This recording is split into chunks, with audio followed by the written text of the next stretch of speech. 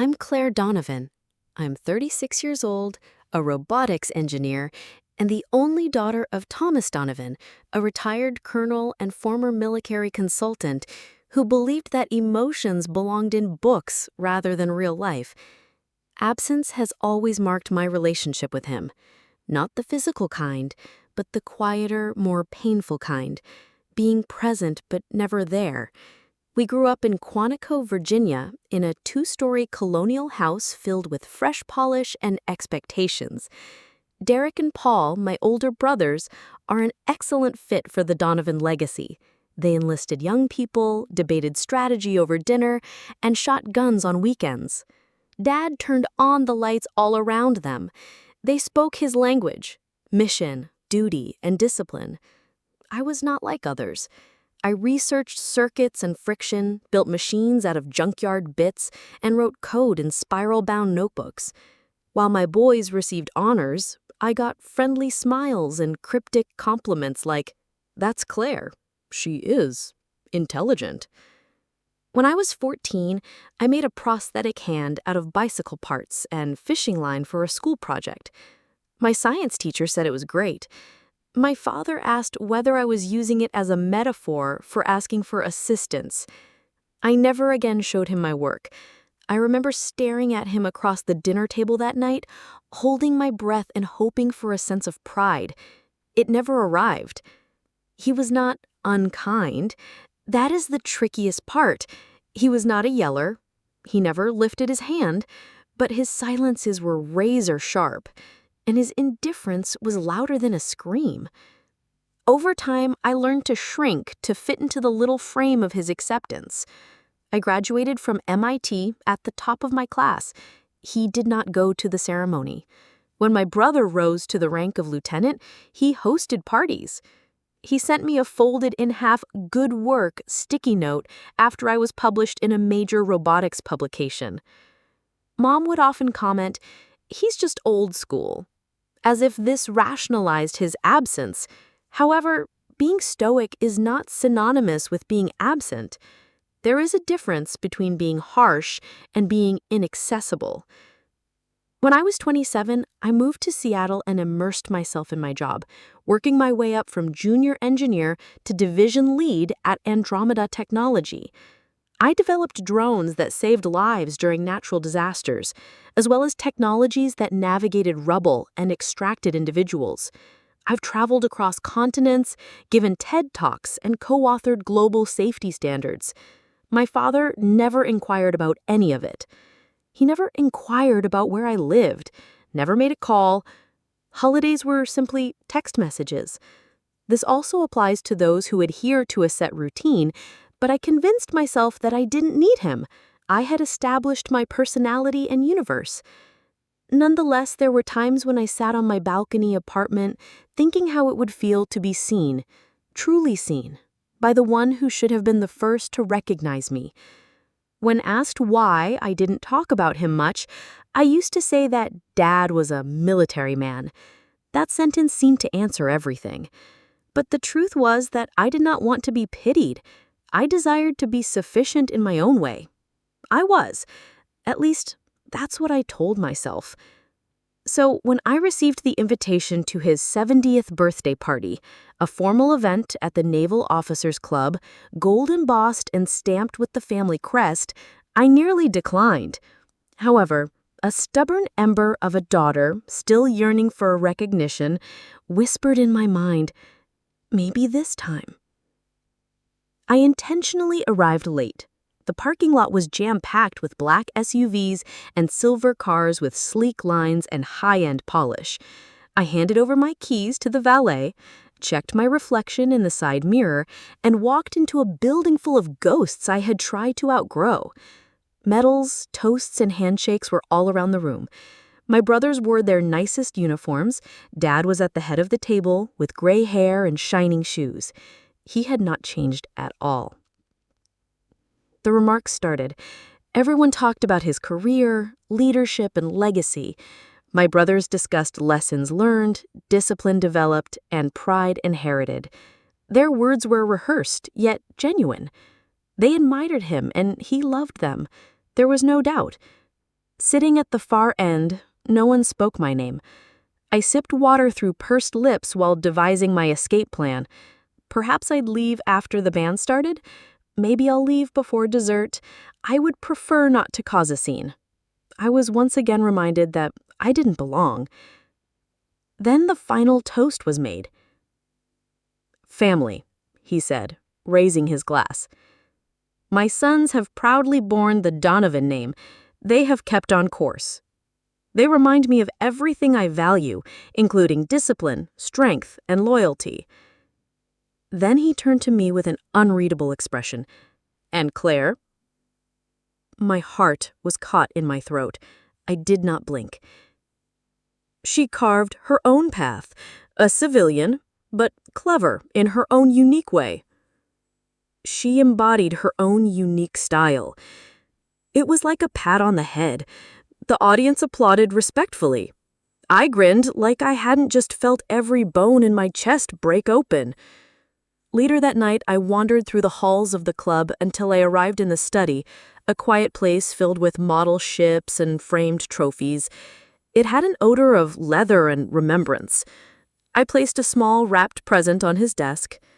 I didn't say goodbye. I didn't wait to see his reaction. I strode along the marble corridor, heels echoing, spine straight and breathing calmly. That box contained an image. I was 10 years old and sat on his knee, close to a disassembled radio. We fixed it together. This moment is the only time I remember us working together to build something. On the back, I wrote, "This was the last time you treated me like I belonged. If you've ever wondered what happened next, you'll know now." I didn't need him to open it right away. All I needed him to do was hold it. And when he did, as I knew he would, I wanted him to remember the girl who simply wanted to be seen before maturing into the woman who no longer required it. I did not hear from my father the next day. Neither did I hear from him the following day, and I honestly didn't anticipate it. But something unusual happened that weekend. My phone began to vibrate with messages from Paul, Derek, and even others I hardly remembered from our old neighborhood or military functions. The majority of them were not asking inquiries. They were providing commentary, opinions, and advice that I hadn't asked for. "What did you mean with that box? Claire, couldn't you have waited until after the party? You blindsided him." I disregarded them. I ignored them all. But late Sunday evening, I received a message that made me pause. The call was from an unknown number. Just 2 words. "We need to talk." No punctuation, no name. But I didn't need a signature to determine who submitted it. I stared at the screen for a long time, my thumb hanging above the respond button. 1,000 comments raced through my mind, some caustic, some chilly, and others filled with everything I'd never uttered. But I didn't type anything. Instead, I turned off my phone and watched the city lights flicker through my apartment window like dying stars. The next morning, I did something I hadn't done for years. I booked a flight to Washington, D.C. It wasn't an obligation. It wasn't a case of guilt. It was something messier. An ache for finality, perhaps, or a need to see something through. I did not call ahead. I did not text. I just showed up. When I arrived at the Donovan house, red brick, white shutters, and an always-on porch light, it felt like I had stepped into a time capsule. Everything appeared the same. Even the gardenias that lined the sidewalk were cut with military precision. My fingers curled around the handle of my overnight bag. I did not knock. I still had a key. Inside, the house was quiet. Too quiet. The grandfather clock in the hallway ticked more loudly than I remembered. I passed the framed portraits on the walls. Derek in dress blues, Paul with a medal from a general, and Mom in pearls and a forced smile. None of them resembled me. There were no robotics fairs or scientific prizes. There was no trace of my identity. I discovered him in the den, sitting in his favorite armchair, the one with fraying leather arms and the flag folded in a triangular case above it. He did not glance up when I walked in. On the coffee table in front of him was a photograph, I stood there in silence for nearly a minute. The air between us felt brittle, as if it would break beneath the weight of all we hadn't said. "He did not remember that day," he admitted finally, his voice low and gravelly. "Of course you don't. It was important to me." He flinched. Barely. But I saw it. And that small reaction felt like more than it should have. He picked up the photograph and stroked his thumb over its surface. "You think I never cared?" "I don't think so. I lived it." He exhaled gently, as if preparing for something. "I pushed you because I noticed something in you. Something sharp. Unrelenting." "No," I replied, going closer. "You pushed me away. There is a difference." He looked up. Truly looked. His eyes were fatigued, weathered, not angry. He was neither angry nor defensive, just worn. "I did not know how to handle you," he said. "You were not like the boys. You did not request approval. You challenged it. You challenged me. And that made me less worthy of respect?" There was a long pause. "You reminded me of your grandfather," he remarked finally. "How did you question everything? You held a strong dislike for tradition. He never approved of me either." There it was, resentment's heritage, passed down like an antique. They placed a generational chain around our necks. I dropped to the edge of the sofa, tired.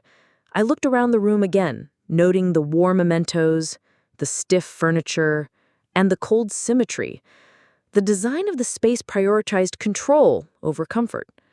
Not comfort. My entire life, I endured punishment for an unrelated incident. He did not argue. He did not refute it. In that moment, I felt a small portion of the wall between us loosen. "You were never a failure, Claire," remarked the man. I looked at him, hard. "You just didn't know how to raise a daughter like me." "You're right," he murmured, his gaze unwavering. "I didn't." We sat silently. Outside, a car drove past. The breeze shifted the curtain slightly. Time passed, unremarkable and authentic.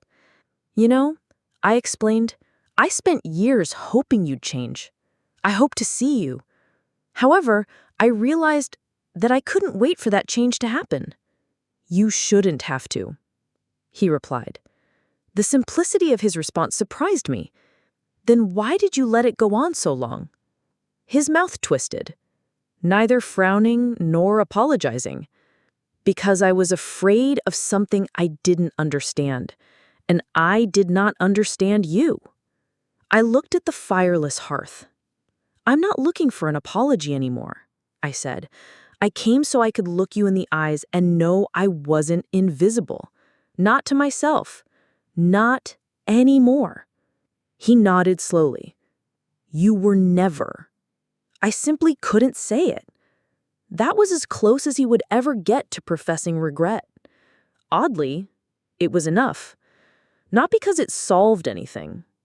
It didn't erase the passage of time. But for the first time, I didn't feel like I was standing alone. He did not beg me to stay. I did not ask if he wanted me to. There was too much unspoken. But as I was about to depart, he reached out and returned the photo to my hand. "You should keep it," he replied. I glanced at the photograph of him and me, a shared moment trapped in time. I nodded. "Thank you," I muttered. I walked out, not as a daughter seeking validation, but as a woman discovering her own voice. The ride home from DC was unremarkable, but something inside me had fundamentally changed. I didn't open my laptop or browse a magazine. I merely watched out the oval window as the clouds passed by slower than I remembered. I was not angry. I was not triumphant. I was just quiet. I experienced a calmness that followed a prolonged storm, devoid of pain instead of serenity. Seattle greeted me with the usual dreary skies and murky precipitation. For the first time in years, I did not mind being chilly. I called a cab rather than using a rideshare app, glad to let someone else drive while I absorbed what had just happened. My father and I had not reconciled, but we had met, briefly, on equal terms. There was something sacrosanct about that. Back at my flat, I set the framed photograph, the one he attempted to return to me, on the foyer table. I did not hang it, I did not disguise it, I just left it there, allowing it to remain without strain. It was no longer a sign of what I had been pursuing. It was merely a memory, and I was learning to accept that. That week, something subtle shifted at work. My walk was a little more planted, and my voice was more confident. I observed it in meetings. I didn't soften my remarks or add disclaimers before giving my ideas. I no longer sought approval with every nod. To believe in my genius, I didn't need to see it mirrored. One afternoon, a junior engineer named Becca came by my office. She paused at the doorway, tapping her stylus nervously. "Do you have a second?" "I always have," I said. She stepped in with heated cheeks. "I saw your name in the STEM Summit program. You're our keynoting?" I nodded. "That's incredible. I signed up just because of that." It dawned on me then, people were watching. Those who felt overlooked were particularly affected, and perhaps by sharing my story, I can help someone else realize that their story is important too. That night, I went back and reviewed the keynote draft. I wrote it in bullet points, efficient and safe. But when I read it again, it felt sterile. It seemed as though I was still defending those who had never shielded me. I opened a new document and started anew. Sometimes the folks who reared you never really saw you, and occasionally the first step towards becoming yourself is admitting that they never will. The words flowed readily. I did not censor them. I wasn't concerned whether they sounded too raw.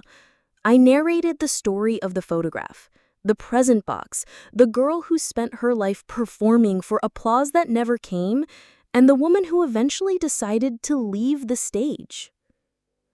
On the day of the summit, I stood backstage in a charcoal gray blazer, note cards in one hand and the snapshot in the inside pocket. The auditorium was filled. Hundreds of women filled the seats, including scientists, students, and tech industry professionals. Some of them looked exactly like Becca. They bore a striking resemblance to me from 20 years ago. The moderator introduced me warmly. Claire Donovan is the Director of Systems Innovation at Andromeda Technologies, a trailblazer, mentor, and a lady whose narrative reminds us that our voices are important. I stepped onto the stage. Initially, the lights were blinding, but once I started speaking, I wasn't afraid. I grew up in a house where legacy was defined by rank, tradition, and sons, and I was none of those things. I talked about the effort it takes to stand out. I talked about my experience as a girl who repaired damaged radios while her brothers were playing military games. I shared my experience of graduating from MIT without the presence of any family members in the audience, about creating rescue drones that saved lives despite being referred to as the imaginative ones at family dinners. I spoke the truth. The hardest part wasn't the silence, I corrected myself. It was learning that the silence wasn't going to break unless I did it myself. The applause began quietly and gradually increased in volume. When the session was over, a line formed. Young women with notebooks, middle-aged engineers with tears in their eyes, and professors praising me for what I said out loud. A woman in her early 30s gripped my hand. "I've waited years to leave a miserable workplace. Your remarks allowed me to stop asking." Another person murmured, "I didn't know you could say those things and still be a leader." I smiled. "You can, and you should." That night, back at my flat, I checked my inbox. Dozens of new messages had poured in. Most came from strangers, but one in particular took my breath away. There was no subject line, No greetings. I watched. I listened. I am sorry. There was no name, but I knew. My father would never express what I desired or in the manner I preferred, but this was significant for him. An attempt. This was a break in the wall. I did not respond. I did not need to. I shut my laptop, poured a glass of wine, and sat by the window. The metropolis moved underneath, silently and unknowingly, and for the first time in a long time, I didn't feel like I was fleeing from anything. I was not performing, I was not climbing. I was just being myself. That was all I'd ever wanted. 2 days after the summit, my mother called. I let it ring 4 times before responding, not because I was angry, but because I wanted to gather my thoughts. Her words echoed over the line like a gentle recollection. "Claire," she answered, "I watched your speech." My breath caught for a brief moment. It wasn't surprising that she had seen it, everyone had, but hearing her say it brought it home in a different way. "I didn't know all of that," she said. "Or perhaps I did. Perhaps I'd just looked aside." Her voice sounded hesitant, as if the words were fresh on her mouth. My mother never confronted or explained. She was the peacemaker, the one who made excuses and shifted the subject. Her silence had always hurt just as much as my father's apathy. "I thought if I kept the peace, things would get better on their own," she told me. "They didn't," I replied plainly. "I know," she whispered. "And I apologize. I should have spoken out for you. I should have done more." We sat in silence, heavy with all we were about to say. I'd spent so many years resenting her for standing by as I vanished in that house. But suddenly, I could sense regret in her voice. It wasn't fake or forced, simply honest. "I'm proud of you," she stated, "and I should have told you that long before now." Tears welled in my eyes, not from affirmation, but from acknowledging that some things, even if late, are still important. "Thank you," I replied. We talked for about an hour. It was the first time we'd spoken as two women, rather than as mother and daughter chained by silence. She inquired about my employment, the robotics project I was managing, and the upcoming address. She did not interrupt. She did not alter the subject. She listened. And after we hung up, I realized a weight I'd been carrying all my life began to lift, not because it was gone, but because someone had finally helped me bear it. 2 weeks later, I received an unexpected email with a last-minute invitation to present at the Global AI Ethics Forum in San Francisco. One of the featured panelists has canceled. Would you be interested in taking their place to talk on legacy, bias, and innovation? I quickly agreed. The theme was not solely technological. It was personal. Legacy systems, in code, in institutions, within families, the notion that some systems were not broken, but rather purposefully meant to be that way. And mending them was not the brave thing to do. It walked away. I flew to California the next weekend. As the jet soared above the Pacific Northwest, I reflected on the versions of myself I'd left behind over the years, at MIT, at the dinner table, and at my father's retirement banquet. I shed them like old coats, and I felt lighter as a result. The forum's energy differed from that of the STEM summit. The room was full of developers, ethicists, and data scientists. Mostly guys, mostly suits. There were a few interested, open expressions, though. People who leaned in as I spoke, not to challenge, but to understand. I did not deliver a usual presentation. I discussed prejudice in architecture, both technological and emotional. Regarding how systems inherit silence, about what it means to work in an environment that was never designed for you, and yet choose to develop nonetheless. I explained, legacy is not something you inherit. It's what you refuse to pass on. Afterward, a journalist from a big tech publication approached me. She had also attended the summit.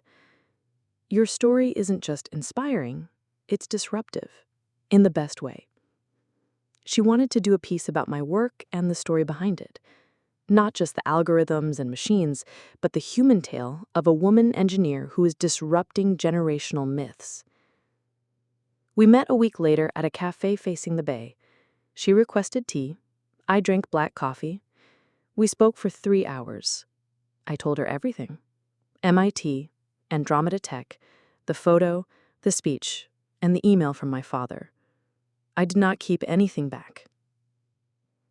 Was there a single moment when everything changed?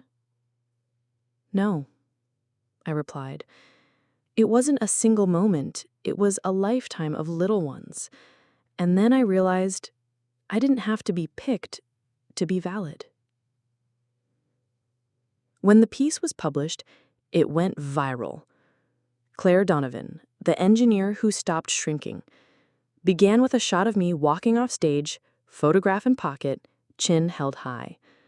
It was widely circulated on social media, reprinted in professional forums, and discussed on podcasts. I got hundreds of messages. Some came from women engineers, some are high school students, some come from mothers, some come from fathers. But one message startled me. It came from Elena Carter, my cousin, my dad's sister's daughter. We hadn't spoken for decades. Her message read, "I have read your narrative. It broke me. My father, your uncle, was just like yours. I was told girls were diversions. Regardless, I went on to become a teacher. I never told anyone, but reading your thoughts made me realize that I no longer need to hide my story. Thank you." I stared at the message, my heart pounding. I responded with just one line. It's never too late to stop shrinking. And as I pushed send, I realized the ripple was much bigger than I had anticipated. I wasn't just restoring my voice, I was preparing a space for others to reclaim their own. 3 months had passed since the summit, but the effects of that moment continued to spread. What began as a private reckoning had evolved into something much bigger than I could have imagined. My story, the present box, the photos, and the silent encounter with the man who had taught me how to hide, had taken on its own life. It appeared in publications, TEDx reposts, forums for women in technology, and even high school courses. Strangers tagged me on their blogs. Messages flooded in from women of all generations: moms, daughters, engineers, teachers, immigrants, and veterans. Some penned lengthy pages about fathers who never stated, "I'm proud of you." Others just wrote, "I needed this." Throughout it all, I kept going. I didn't slow down to avoid something, but because I was finally going with purpose. I wasn't proving myself any longer. I was creating something fresh. Each day began with early lab meetings and concluded with conference calls across time zones. I oversaw the last stages of development for our autonomous relief transport system, which consists of a fleet of airborne drones that are designed to identify and deliver critical supplies during disasters. We were preparing for field tests along the Pacific Rim. The work mattered, and for the first time, I wasn't simply grateful to be a part of the team, I was pleased to be the leader. Then an unexpected email arrived with the subject line, "University of Washington Commencement Invitation." The statement was brief, yet personal. Your journey exemplifies not only the spirit of creativity, but also courage and clarity. Are you willing to share that with our graduating class? My heart thumped. I agreed without hesitation. The event took place in early June, under a brilliant cloud-filled sky. Rows of students in flowing black robes crowded the quad, their expressions full of possibility. I waited backstage, waiting and rehearsing lines. I didn't need to practice. I wasn't nervous anymore. I'd spent too many years attempting to earn space in rooms like these. Now, I'd choose to stand in them. As I came up to the podium, the audience fell silent. I took a deep breath and looked at them as if they were replicas of myself, rather than strangers. You will hear a lot today about success, I told you. This is about vision, determination, and grit. But let me tell you something that took me a long time to realize. Your worth has never been conditional. Not on your grades, not on your resume, and certainly not on your family's acceptance. I told them about my father, about the stillness. I carried a modest dream for much too long. When I finally delivered him the gift, I never expected him to open it. And the day I stopped expecting him to notice me was because I had finally begun to see myself. I spent years building a life as proof, I told you. Proof that I mattered, that I deserved the love I never received. And then one day, I realized I don't need to be proof. I simply need to be present. And that changed everything. The applause was warm and genuine. But more than that, I saw them, young kids blinking through tears, nodding, making notes, and holding hands. After the ceremony, as I was walking through the crowd, a young woman stopped me. She looked barely 20. She had inked fingers and calluses on her palms. She didn't say anything at first, just hugged me hard. Then she whispered, "Thank you. I'm walking away from what's destroying me." I smiled. Then you're finally walking toward yourself. Later that week, I returned to Austin, not for family, but for something more peaceful. I went to my former school. I walked past the houses that used to tower over my self-worth. I did not go to the Carter Mansion. I did not need to. Instead, I went to the public library, where I found a book about spaceflight that transformed my life. That day, I discovered a group of girls gathered around a table with circuit kits and half-built robots. The coach recognized me. She informed them, "This is Claire Donovan. She is one of the people who helped write the rescue drone protocols you studied last month." The girls' eyes brightened up. One of them, no more than 12 years old, looked up and asked, "What do you do when nobody believes in your dream?" I crouched near her. "You believe in it louder, and then you build it so well they can't ignore it anymore." That evening, the librarian asked whether I would like to start a mentorship program for young girls in technology. I did not hesitate. I spent the entire ride home writing the mission statement: to support, elevate, and empower girls who dream in numbers, build in silence, and rise without applause. A month later, I received a small packet that has no return address. My jaw dropped when I saw the handwriting. There was a photograph inside, the same one that I had given to my father. On the back, written in measured, blocky letters, "I never forgot this day. I tried because I was terrified of how proud I was. You deserved more than I provided. I apologize. Dad." No greetings, no farewell, only those words. I stared at the photograph for a long time. Not with tears, not when you're angry, just quiet recognition. This was his way. Broken, late, and imperfect. His way. I delicately folded it and placed it in the same drawer where I used to keep all unacknowledged milestones. But the drawer no longer ached. It felt, well, I no longer required his comments to validate myself. I had mastered the art of expressing them to myself. I'm proud of you. You are enough. To be worthy of love, you do not have to earn it. You are free to leave the story you were given and create your own. And now that I look in the mirror, I don't see a daughter waiting in the wings. I recognize the author of her own legacy.